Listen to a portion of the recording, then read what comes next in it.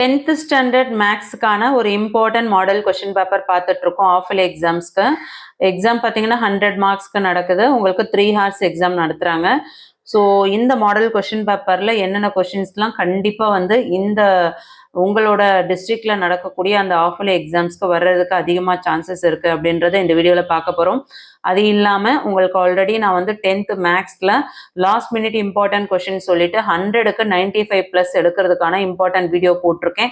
அந்த வீடியோ பார்க்காதவங்க அந்த வீடியோட லிங்க் நான் டிஸ்கிரிப்ஷனில் கொடுக்குறேன், போய் பாருங்கள்.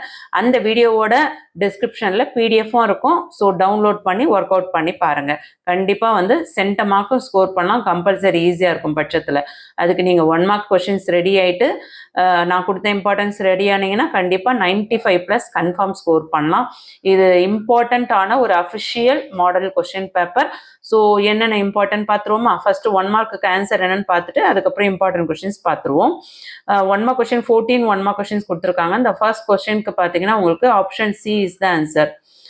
த ரேஞ்ச் ஆஃப் த ரிலேஷன் கேட்டிருக்காங்களா? ஆர் அதுக்கு 4 9 25 49 121 இதுதான் answer. Question number 2 f of x is equal to root of 1 plus x square. தென் இதோட ஆன்சர் பார்த்தீங்கன்னா option C is the correct answer. f of xy அந்த கொஷின்ஸு. அதுக்கு அடுத்தது தேர்ட் ஒன் பார்த்தீங்கன்னா if 6 times of 6th term of an AP equal to 7 times the 7th term then 13th term என்ன அப்படின்னு கேட்டிருக்காங்க. அது option A is the answer. Okay, 0 தான் answer.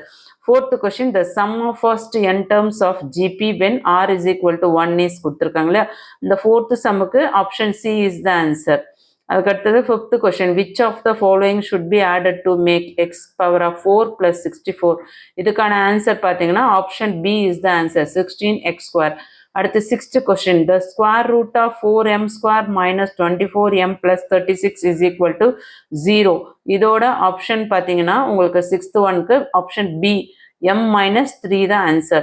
Seventh question, in your triangle ABC AD is the bisector. இந்த கொஸ்டின்ஸோட answer பார்த்தீங்கன்னா seventh questionக்கு option B 4 cm answer. Eighth question, the point of intersection of 3x minus y is equal to 4, x plus y is equal to 8. Eighth questionக்கு option C is the answer, 3 and 5. Ninth question, a straight line PQ cuts the x-axis இருக்குல்லையா? So இந்த ninth questionக்கு option B answer, 2a, 0, 0, 2b. அடுத்து 10th question பாருங்க, if sin theta plus cos theta is equal to a and secant theta plus cosecant theta is equal to b, then value of b a square minus 1 is equal to, இந்த 10th sumக்கு answer option A, 2a தான் answer. 11th sum, if two solid hemisphere